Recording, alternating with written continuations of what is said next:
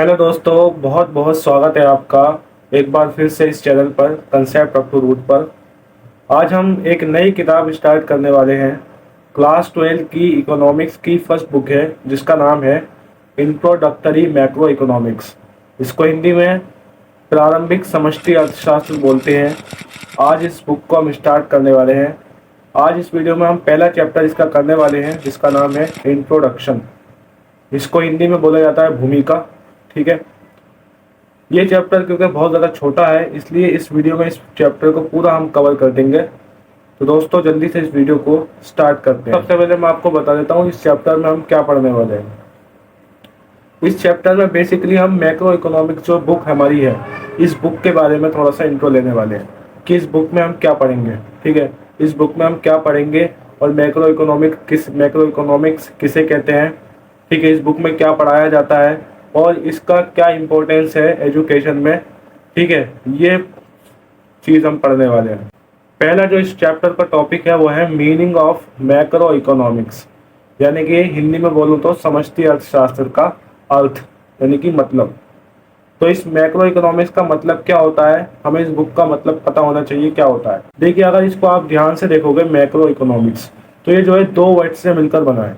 एक है मैक्रो और एक है हमारा इकोनॉमिक्स। ठीक है, ये जो मैक्रो वर्ड है ना, ये मैक्रो वर्ड ग्रीक भाषा के शब्द से लिया गया है। कौन से शब्द से? मैक्रोस। ठीक है, मैक्रोस से लिया गया है और उस मैक्रोस का मतलब क्या होता है? बड़ा। ठीक है, ध्यान से समझना मेरी बात। ये जो मैक्रो इकोनॉमिक्स में जो मैक्रो वर्ड है, ये मैक्रो वर्ड जो है ग्रीक भाषा के शब्द एक मैक्रोस से लिया गया है। ठीक है, और उस मैक्रोस का मतलब क्या होता है? बड़ा। ठीक है, और अगर हम इस मैक्रो इकोनॉमिक्स की बात करें तो बड़े का मतलब क्या होता है? Whole economy. बड़े का मतलब क्या होता है? Whole economy. क्योंकि इकोनॉमी अर्थव्यवस्था कैसी होती है? छोटी तो होती नहीं। कैसी होती है? बड़ी होती है। ठीक है, अर्थव्यवस्था कैसी होती है? बहुत बड़ी होती है। ठीक है, जैसे अमेरिका की अर्थव्यवस्था बहुत बड़ी है। ठीक है, भारत की अर्थव्यवस्था बहुत बड़ी है, चाइना की इकोनॉमी बहुत बड़ी है। तो अर्थव्यवस्थाएं बड़ी होती हैं, छोटी नहीं होती। ठीक है, ये तो हो गया इसका अर्थ कि ये वर्ड कहाँ से निकला। ठीक है, और कहाँ से इसका हमने ज्वाइन करा। ठीक है, लेकिन अगर इसकी डेफिनेशन अगर आपसे कोई पूछे तो आप क्या बोलोगे? देखिए, समष्टि अर्थशास्त्र जो है ना, इकोनॉमिक की वह शाखा है जिसमें समस्त अर्थव्यवस्था के स्तर पर आर्थिक प्रश्नों, आर्थिक समस्याओं का अध्ययन किया जाता है। उसको बोला जाता है समष्टि अर्थशास्त्र। ठीक है, ध्यान से सुनना एक बार और डेफिनेशन। देखिए, समझा देता हूँ इस डेफिनेशन को मैं एक बार। देखिए, समष्टि अर्थशास्त्र अर्थशास्त्र की वह शाखा है, यानी इसका मतलब ये है, यहाँ तक हमें पता चली बात कि जो मैक्रो इकोनॉमिक्स है, ये मैक्रो इकोनॉमिक्स इकोनॉमिक्स की एक ब्रांच है, इकोनॉमिक्स की एक शाखा है। ठीक है, जिस तरीके से पेड़ होता है, पेड़ की बहुत सारी ब्रांचेज होती हैं, शाखाएं होती हैं, इसी तरीके से ये जो मैक्रो इकोनॉमिक्स है, ये मैक्रो इकोनॉमिक्स भी एक तरीके का जो एक ब्रांच है। ठीक है, इकोनॉमिक्स की एक ब्रांच है। ठीक है, और इस मैक्रो इकोनॉमिक्स में क्या होता है, किस चीज का अध्ययन किया जाता है? इसमें वह शाखा है जिसमें समस्त अर्थव्यवस्था के स्तर पर यानी होल इकोनॉमी लेवल पर, समस्त अर्थव्यवस्था के स्तर पर आर्थिक प्रश्नों का, आर्थिक समस्याओं का अध्ययन किया जाता है, इसको स्टडी किया जाता है। ठीक है, इसको बोला जाता है मैक्रो इकोनॉमिक्स। ठीक है, तो अगर आपसे कोई अर्थ पूछे तो अर्थ आप बता सकते हो, अगर आपसे कोई डेफिनेशन पूछे तो आप डेफिनेशन भी बता सकते हो। सवाल ये पैदा होता है इसमें कैसे आर्थिक प्रश्नों का सवाल किया जाता है। मैंने आपको बताया ना कि इसमें आर्थिक प्रश्नों का जो है अध्ययन किया जाता है समस्त अर्थव्यवस्था के स्तर पर। तो सवाल ये है कि कैसे आर्थिक प्रश्नों का सवाल या कैसे आर्थिक प्रश्नों का अध्ययन किया जाता है। ठीक है, तो ऐसे आर्थिक प्रश्नों का अध्ययन किया जाता है जो किसी भी समाज के कल्याण से संबंधित होते हैं। ऐसे आर्थिक प्रश्न, ऐसे आर्थिक सवाल जो किसी भी कल्याण, समाज के कल्याण से संबंधित हो। ठीक है, यानी जो समाज के भले से जुड़े हुए हों। ठीक है, जैसे निवासियों का रोजगार, निवासियों का रोजगार किससे जुड़ा हुआ है? सामाजिक कल्याण से जुड़ा हुआ है, क्योंकि अगर रोजगार मिलेगा तो सामाजिक कल्याण होगा। ठीक है, इसी तरीके से मुद्रास्फीति की समस्या, मंदी की समस्या, ठीक है, ये किससे जुड़ा हुआ है? ये सामाजिक कल्याण से जुड़ा हुआ है। ठीक है, क्योंकि अगर महंगाई होती है तो किसको इफेक्ट करती है? सामाजिक कल्याण को इफेक्ट करती है वो। ठीक है, मंदी हो जाती है तो किसको इफेक्ट करती है वो? सामाजिक कल्याण को इफेक्ट करती है वो। ठीक है, तो इसमें ऐसे आर्थिक प्रश्नों का अध्ययन किया जाता है जो किसी भी समाज के कल्याण से संबंधित होते हैं। ठीक है। इसके अलावा समष्टि अर्थशास्त्र में यह भी अध्ययन किया जाता है कि कैसे एक सरकार अपनी अर्थव्यवस्था की स्थिति को सुधार सकती है। अगला टॉपिक हमारे पास है इसकी समष्टि अर्थशास्त्र और व्यष्टि अर्थशास्त्र में क्या अंतर है। What is the difference between micro economics and macro economics. आपने क्लास 11th में एक बुक पढ़ी थी जिसका नाम था माइक्रो इकोनॉमिक्स। ठीक है, पढ़ी थी ना। आज हम 12th में हम क्या पढ़ रहे हैं, मैक्रो इकोनॉमिक्स। तो माइक्रो और मैक्रो में क्या अंतर है। ठीक है, मैक्रो में किस चीज का अध्ययन किया जाता है, माइक्रो में किस चीज का अध्ययन किया जाता है, दोनों में क्या अंतर है, पूरा डिटेल के साथ इस चैप्टर में हम पढ़ने वाले हैं। मैं देखिए मैक्रो इकोनॉमिक्स में और माइक्रो इकोनॉमिक्स में अंतर करने के लिए हमारे पास बहुत सारे आधार हैं। ठीक है, हम अलग अलग आधार पर इनमें अंतर कर सकते हैं। जैसे दोनों के अध्ययन की बात की जाए तो मैक्रो इकोनॉमिक्स में अध्ययन का स्तर अलग होता है और माइक्रो इकोनॉमिक्स में अध्ययन का स्तर अलग होता है। जैसे मैक्रो में मैंने आपको बताया कि समस्त अर्थव्यवस्था के स्तर पर आर्थिक प्रश्नों का अध्ययन किया जाता है, वहीं माइक्रो इकोनॉमिक्स में आर्थिक प्रश्नों का अध्ययन समस्त अर्थव्यवस्था के स्तर पर नहीं किया जाता, बल्कि एक व्यक्तिगत या एक फर्म के स्तर पर, एक फार्म, एक फैक्ट्री के स्तर पर किया जाता है। ठीक है, यानी दोनों का अध्ययन का स्तर, अगर अध्ययन का लेवल देखा जाए तो दोनों का अलग है। माइक्रो का छोटा सा और मैक्रो का बड़ा लेवल है। ठीक है, देखिए दोनों की अध्ययन की मान्यता भी अलग अलग है। ठीक है, यानी दोनों अलग अलग अपनी अपनी मान्यता के हिसाब से स्टडी करते हैं। जैसे मैक्रो इकोनॉमिक्स में कुछ चरों को स्थिर माना जाता है, कुछ चरों को स्थिर माना जाता है, जबकि उसी चरों को माइक्रो इकोनॉमिक्स में परिवर्तनशील माना जाता है। जैसे एग्जाम्पल के लिए आय का वितरण जो है समष्टि अर्थशास्त्र में स्थिर माना जाता है, जबकि इसे वहीं माइक्रो इकोनॉमिक्स में इसको परिवर्तनशील माना जाता है। ठीक है, और दूसरी तरफ व्यष्टि अर्थशास्त्र में भी कुछ चरों को स्थिर माना जाता है, वहीं दूसरी तरफ समष्टि में उनको परिवर्तनशील माना जाता है। माइक्रो में कुल उत्पादन और रोजगार को जो है स्थिर माना जाता है, जबकि मैक्रो में इसको परिवर्तनशील माना जाता है। अब सवाल ये उठता है कि दोनों में से कौन सा सही है, मैक्रो इकोनॉमिक्स सही बता रहा है हमें या माइक्रो इकोनॉमिक्स सही बता रहा है। तो इसका आंसर ये है दोनों ही सही है, क्योंकि इनका जो लेवल है ना, दोनों का लेवल अलग अलग है। एक जो है छोटे लेवल पे काम करता है और एक बड़े लेवल पे काम करता है, इसलिए अपने अपने लेवल के हिसाब से ये दोनों ही सही हैं, इनमें से कोई गलत अध्ययन नहीं किया जाता है। इसके अलावा एक केंद्रीय समस्या भी देखी जाए तो दोनों की अलग अलग है। माइक्रो इकोनॉमिक्स की केंद्रीय समस्या क्या है, संसाधनों का आवंटन, जबकि समष्टि अर्थशास्त्र की केंद्रीय समस्या क्या है, उत्पादन और रोजगार का संपूर्ण स्तर का निर्धारण करना। ठीक है, तो दोनों की केंद्रीय समस्या भी अलग अलग है। इसके अलावा दोनों में आर्थिक चर भी अलग अलग इस्तेमाल किए जाते हैं। आर्थिक चर का मतलब जैसे समग्र मांग हो गई, या मांग हो गई, पूर्ति हो गई। ठीक है, समग्र पूर्ति हो गई, ये सब हमारे क्या होते हैं, आर्थिक चर के अध्ययन है। ठीक है, तो व्यष्टि में जो है व्यष्टि आर्थिक चरों का इस्तेमाल किया जाता है। समष्टि अर्थशास्त्र में यानी कि मैक्रो इकोनॉमिक्स में जो है समष्टि आर्थिक चरों का इस्तेमाल किया जाता है। जैसे एग्जाम्पल के लिए व्यष्टि में कौन से चरों का इस्तेमाल किया जाता है, जैसे उत्पादक की पूर्ति, उपभोक्ता की मांग। ठीक है, मैक्रो में कौन से किए जाते हैं, समग्र मांग, समग्र पूर्ति, ये वाले चर इस्तेमाल किए जाते हैं। इसके अलावा एक और अंतर है सामूहिकता की मात्रा। ठीक है, देखिए व्यष्टि अर्थशास्त्र जो है हमारा, जो माइक्रो इकोनॉमिक्स है, उसमें सामूहिकता की मात्रा जो है कैसी होती है, सीमित होती है। यानी उसमें जो समूह होता है वो बहुत ही कम होता है। जैसे इसमें एक फर्म का अध्ययन किया जाता है, या एक व्यक्ति का अध्ययन किया जाता है, या एक उपभोक्ता का अध्ययन किया जाता है, बस। यानी इसमें सामूहिकता बहुत ही कम होती है। ठीक है, जबकि मैक्रो इकोनॉमिक्स में सामूहिकता की मात्रा जो है व्यापक होती है, यानी एक वाइड एरिया होता है। जैसे एग्जांपल के लिए इसमें किसी एक फर्म का जो है अध्ययन नहीं किया जाता, बल्कि पूरी अर्थव्यवस्था का स्तर किया जाता है, पूरी अर्थव्यवस्था का अध्ययन किया जाता है।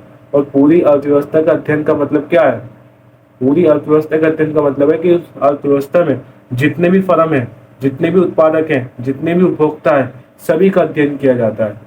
तो दोनों में सामूहिकता की मात्रा में भी अंतर पाया जाता है। इसके अलावा आर्थिक एजेंट के आधार पर भी इनमें अंतर पाया जाता है। आर्थिक एजेंट कौन होता है, आर्थिक एजेंट वो होता है जब वह व्यक्ति होता है या वह संस्था होती है जो आर्थिक फैसले लेती है। ठीक है, माइक्रो इकोनॉमिक्स में आर्थिक एजेंट कौन होता है, उत्पादक, उपभोक्ता। ठीक है, जबकि मैक्रो इकोनॉमिक्स में आर्थिक एजेंट कौन होता है, आरबीआई। ठीक है, और भी बहुत सारी एजेंसी होती हैं, सीबीआई, ट्राई, ये सारी कुछ संस्थाएं होती हैं जो आर्थिक निर्णय लेती हैं। ठीक है, तो आर्थिक निर्णय लेने के आधार पर भी अंतर पाया जाता है। ठीक है, इसके अलावा दोनों की अलग अलग विधि है अध्ययन की। ठीक है। जो माइक्रो इकोनॉमिक्स के अध्ययन की विधि है उसको क्या बोला जाता है? आंशिक संतुलन विश्लेषण बोला जाता है। इन मैक्रो इकोनॉमिक्स में जो अध्ययन की विधि है वो अलग है, उसको बोला जाता है सामान्य संतुलन विश्लेषण। तो ये था हमारा माइक्रो इकोनॉमिक्स और मैक्रो इकोनॉमिक्स में विभिन्न आधारों के आधार पर अंतर, कि दोनों में क्या अंतर था। और भी बहुत सारे अंतर हो सकते हैं, लेकिन आपकी किताब में सिर्फ इतने ही अंतर दे रखे हैं, इसलिए आपको इन्हीं अंतरों को पढ़ना है और समझना है। ठीक है, उम्मीद करता हूँ आपको ये अंतर समझ में आ गए होंगे। अगर फिर भी नहीं आया हो तो आप जो है कमेंट करके मुझसे पूछ सकते हो। ठीक है, अगला टॉपिक हमारे पास है समष्टि अर्थशास्त्र का क्षेत्र। ठीक है, समष्टि अर्थशास्त्र का क्षेत्र या स्कोप, इसका मतलब क्या है? इसका मतलब यह है कि अध्ययन का क्षेत्र। इसका मतलब क्या है कि किन किन चीजों का इस समष्टि अर्थशास्त्र में अध्ययन किया जाता है। ठीक है, जैसे यहाँ पे आपकी किताब में 6 चीजें दे रखी हैं। ठीक है, उनको एक एक करके पढ़ेंगे। पहला है राष्ट्रीय आय और उनसे संबंधित समुच्चयों का आकलन। तो दोस्तों ये जो मैक्रो इकोनॉमिक्स है, ये जो मैक्रो इकोनॉमिक्स है, इसमें राष्ट्रीय आय का अध्ययन किया जाता है। ठीक है, राष्ट्रीय आय का अध्ययन किया जाता है और इससे संबंधित जो भी समुच्चय हैं, जो आगे आप चैप्टर्स में पढ़ोगे, जैसे जीडीपी एमपी, एनडीपी एमपी, ये सारे समुच्चय हैं, इन समुच्चयों का अध्ययन भी मैक्रो इकोनॉमिक्स में किया जाता है। ठीक है, इसके अलावा रोजगार का सिद्धांत, बहुत सारे रोजगार के सिद्धांतों का अध्ययन इस समष्टि अर्थशास्त्र में किया जाता है। जैसे केन्स का सिद्धांत एक रोजगार का, उसका अध्ययन भी इसी में किया जाता है। ठीक है, मुद्रा का सिद्धांत यानी मुद्रा जो है वो भी समष्टि अर्थशास्त्र की एक महत्वपूर्ण घटक है। स्फीतिकारी और अभिस्फीतिकारी अंतराल, ये चीजें भी हम जो है किस में पढ़ते हैं, या इन चीजों का भी अध्ययन किस में किया जाता है? समष्टि अर्थशास्त्र में। ठीक है, इसके अलावा सरकारी बजट भी आप देखोगे, इसका 10वां चैप्टर है। 10वें चैप्टर को भी आप इसी किताब में पढ़ रहे हो, यानी सरकारी बजट का अध्ययन भी मैक्रो इकोनॉमिक्स में किया जाता है। इसके अलावा विनिमय दर हो गई आपकी, भुगतान शेष हो गया, सारी चीजें जो है मैक्रो इकोनॉमिक्स में, ये सारी टॉपिक जो है मैक्रो इकोनॉमिक्स के घटक है। ठीक है, इन सारी चीजों को मैक्रो इकोनॉमिक्स में पढ़ा जाता है। अब हम देखने वाले हैं इसका इम्पोर्टेंस, इसका क्या महत्व है, मैक्रो इकोनॉमिक्स का क्या महत्व है। ठीक है, हम इसको क्यों पढ़ते हैं, आज हम जो है क्लास 12th में इसको पढ़ना पड़ रहा है हमें, तो आखिर क्या वजह है, इसको हम क्यों पढ़ रहे हैं, इसका क्या महत्व है, इससे हमें क्या फायदा मिलेगा। ठीक है, एक तो बोर्ड एग्जाम में आप पास हो जाओगे। ठीक है, तो ये तो आपकी चीज़ है, लेकिन इसका असल इम्पोर्टेंस क्या है वो चीज़ आप समझो। यहाँ पे भी 6 बातें लिख रखी हैं, और भी बातें हो सकती हैं, लेकिन आपकी किताब में सिर्फ 6 लिख रखी हैं। पहले क्या है, जैसे अर्थव्यवस्था का चित्रण। ठीक है भाई, जब हम मैक्रो इकोनॉमिक्स का अध्ययन करते हैं, ठीक है, मैक्रो इकोनॉमिक्स को पढ़ते हैं, तो उससे हमें एक चीज़ तो पता लग जाती है, क्या? अर्थव्यवस्था का चित्रण। ठीक है, यानी हमें इकोनॉमिक, हमारी जो अर्थव्यवस्था है, हमारी जो इकोनॉमी है, उसकी स्थिति पता लग जाती है, उसकी हालत उसकी हालत पता लग जाती है कि उसकी हालत कैसी है। ठीक है, जैसे एग्जाम्पल के लिए मैक्रो इकोनॉमिक्स में नेशनल इनकम पढ़ते हैं, नहीं पढ़ते? हम पढ़ते हैं ना। अगर हम नेशनल इनकम पढ़ रहे हैं और हमें पता लग गया कि नेशनल इनकम भारत की इतनी है, तो हम उससे ये जान जाएंगे कि हमारा जो भारत है वो कैसा है, विकसित देश है, अल्प विकसित देश है, या विकासशील देश है।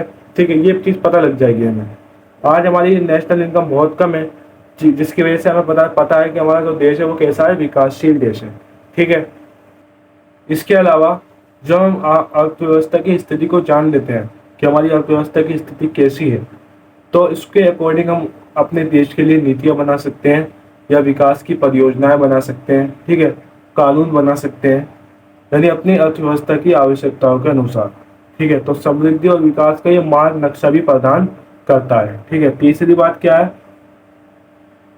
अगर हम मैक्रो इकोनॉमिक्स का अध्ययन करते हैं तो इससे हमें क्या फायदा मिलता है, इससे इसका क्या महत्व है कि हमें आर्थिक स्थिरता हम प्राप्त कर सकते हैं। आर्थिक स्थिरता का मतलब क्या होता है? ऐसी स्थिति कि जहां ना तो ज़्यादा महंगाई हो और ना ज़्यादा मंदी हो। ठीक है, तो उसे बोला जाता है आर्थिक स्थिरता। कई बार क्या होता है, बहुत ज़्यादा महंगाई हो जाती है, बहुत ज़्यादा मंदी हो जाती है। ठीक है, तो इन दोनों की कंडीशन को संभालने के लिए मैक्रो इकोनॉमिक्स में वो उपाय हैं पहले से, जिससे हम आर्थिक स्थिरता प्राप्त कर सकते हैं। तो अगर आप मैक्रो इकोनॉमिक्स पढ़ोगे तो ये जान जाओगे कि आर्थिक स्थिरता कैसे प्राप्त हो सकती है। ठीक है, इसके अलावा भुगतान शेष की स्थिति हम जान सकते हैं कि भारत कितना निर्यात करेगा, भारत कितना निर्यात करता है, भारत कितना आयात करता है। इससे ये चीज़ें भी हम जान सकते हैं। इसी बुक में हम ये चीज़ें पढ़ेंगे और ये चीज़ें जानेंगे। इसके अलावा निर्धनता, पर्यावरण प्रदूषण की समस्याएं भी इसी चीज़ से मिल जाएगी। इसी चीज़ से हम जान सकते हैं, समष्टि अर्थशास्त्र का अध्ययन करके ये चीज़ें हम जान सकते हैं और इसको दूर करने के फिर ये उपाय भी हमें सुझाता है। ठीक है, और फिर हम उसी के अकॉर्डिंग फिर नीतियाँ बनाते हैं। ठीक है, तो ये था चैप्टर, आज का पहले चैप्टर, बहुत ही आसान चैप्टर था। ठीक है, क्या था कि भाई इस मैक्रो इकोनॉमिक्स क्या है और मैक्रो और माइक्रो में क्या अंतर है, और फिर मैक्रो इकोनॉमिक्स का स्कोप एंड इम्पोर्टेंस, ये 4 चीज़ें इस चैप्टर में पूछी गई थी। उम्मीद करूंगा आपको समझ में आ गया होगा। ठीक है, अगर फिर भी समझ में नहीं आया तो आप कमेंट कर सकते हो, मैं आपको कमेंट में सही तरीके से समझाने की कोशिश करूंगा। ठीक है, तो आज की ये वीडियो यहीं पर ही एंड होती है। उम्मीद करूंगा आपको ये वीडियो अच्छी लगी होगी। अगर वीडियो अच्छी लगी हो तो वीडियो को लाइक करना ना भूलें और इस चैनल को सब्सक्राइब कर लें ताकि हर वीडियो की नोटिफिकेशन आपको सबसे पहले मिल सके।